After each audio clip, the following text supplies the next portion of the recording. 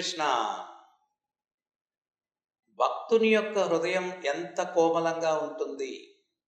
మనం భక్తి మార్గంలోకి వచ్చినప్పుడు మనలో పరివర్తన కలగట్లేదు అంటే, భగవద్గీతలో భగవంతుడు చెప్తారు, సమ్మోహం సర్వభూతేషు, అందరూ నాకు సమానులే, ఒకరు ఎక్కువ ఒకరు తక్కువ ఏమీ లేదు.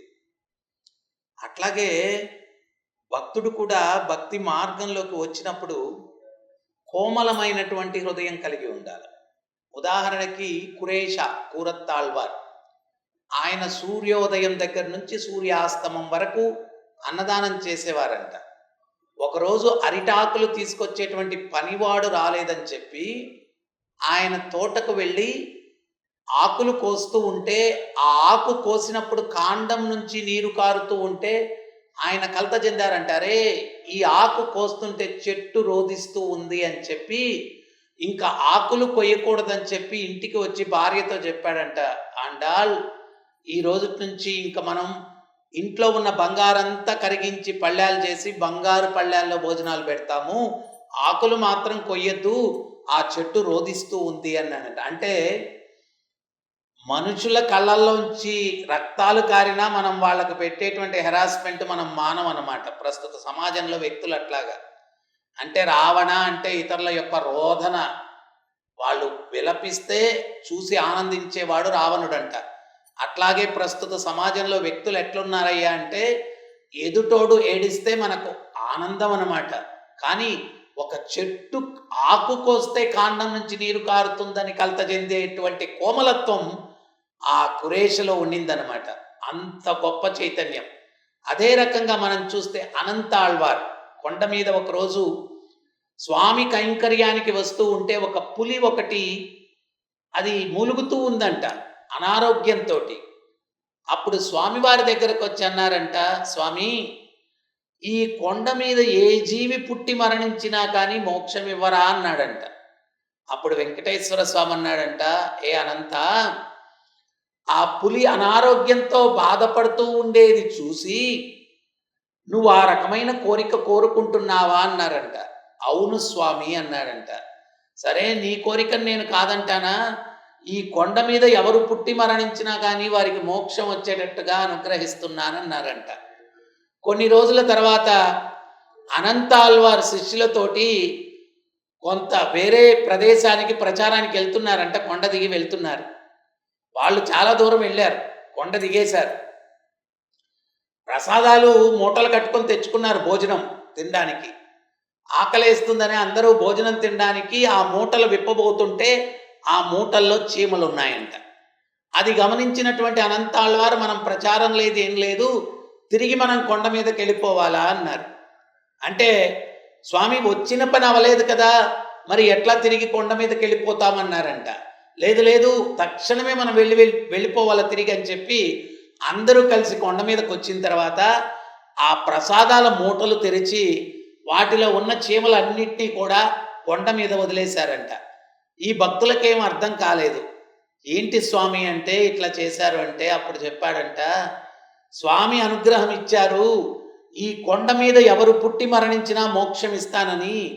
ఇవి కొండ చీమలు, వాటిని ఈ మూటల్లో ప్రసాదం మూటల్లో అవి ఉన్నాయి, వాటిని తీసుకొని వెళ్ళి ఎక్కడో వదిలేస్తే వాటికి ఆ అవకాశం కోల్పోతాయి. అవి స్వామి ఇచ్చిన ఆశీర్వచనం. ఈ కొండ మీద పుట్టి మరణిస్తే మోక్షం వస్తుందన్న ఆశీర్వచనం పోతుంది వాటికి. అందుకని ఆ కొండ చీమల్ని తిరిగి మళ్ళా తీసుకొచ్చి కొండ మీద వదిలేశాను. అన్ని చీమలు ఇక్కడ మరణిస్తే వాటికి మోక్షం వస్తుంది కదా అన్నాడంట.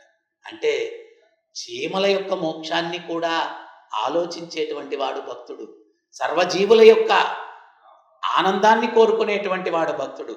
ఈ ధర్మాన్ని మనం ఎందుకు కాపాడాలా అంటే, ఈ ధర్మం ఒకటే, సర్వే జనా సుఖినో భవంతు, అందరూ సుఖంగా ఉండాలా, అందరూ ఆనందంగా ఉండాలా అని కోరుకునేటువంటి ధర్మము సనాతన ధర్మం.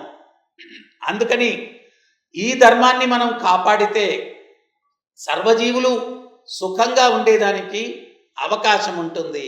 సో అందువల్ల మనం ఈ ధర్మాన్ని ఆచరిస్తూ మనలో ఆ భక్తులలో ఉన్నటువంటి సున్నితత్వాన్ని మనం పెంపొందించుకునేదానికి ప్రయత్నించాలా.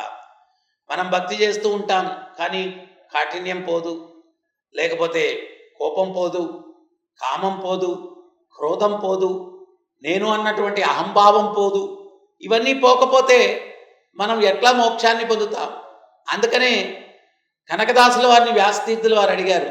అందరు శిష్యులు కూర్చొని ఉంటే వీడికి మోక్షం వస్తుందా, వీడికి మోక్షం వస్తుందా, వీడికి మోక్షం వస్తుందా, వీడు వైకుంఠానికి వెళ్తాడా? కనకదాసుల వారు అన్నారు, వీరెవరు వెళ్ళరన్నారు. మరి గురువు గారు స్వయంగా నేను వెళ్తానన్నారు, మీరు కూడా వెళ్ళరన్నారు. మరి నీ సంగతి ఏంటి అన్నాడు. నాను హోగిదిరే హోగబోదు. అందరు శిష్యులకి కోపం వచ్చింది, గురువుగారే వెళ్ళనన్నాడు, వీడు వెళ్ళిపోతాడంట వైకుంఠానికని.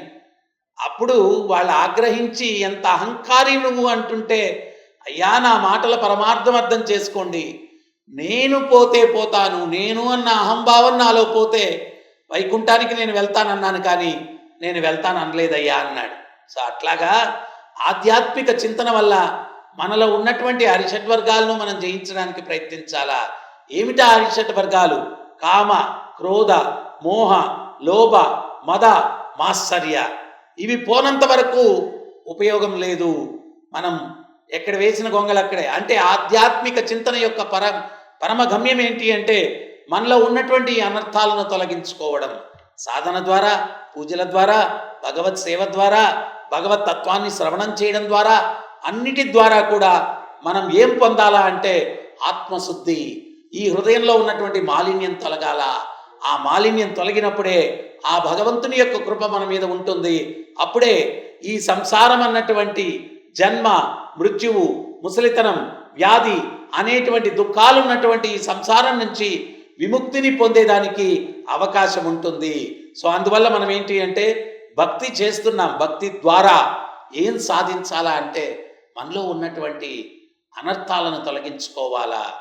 ఆ యొక్క దృష్టి లేకుండా కృత్రిమంగా, యాంత్రికంగా భక్తి చేసి ఉపయోగం లేదు.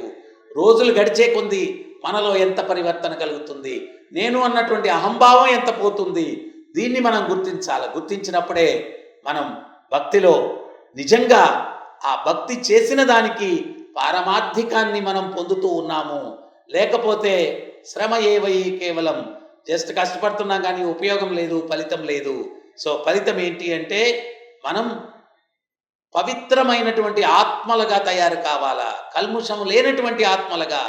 అది తయారు కావడానికి కలియుగంలో మనం చేయాల్సింది హరే కృష్ణ హరే కృష్ణ కృష్ణ కృష్ణ హరే హరే, హరే రామ హరే రామ రామ రామ హరే హరే ప్రతినిత్యం జపించాలా, ఆనందించాలా, ధరించాలా. హరే కృష్ణ.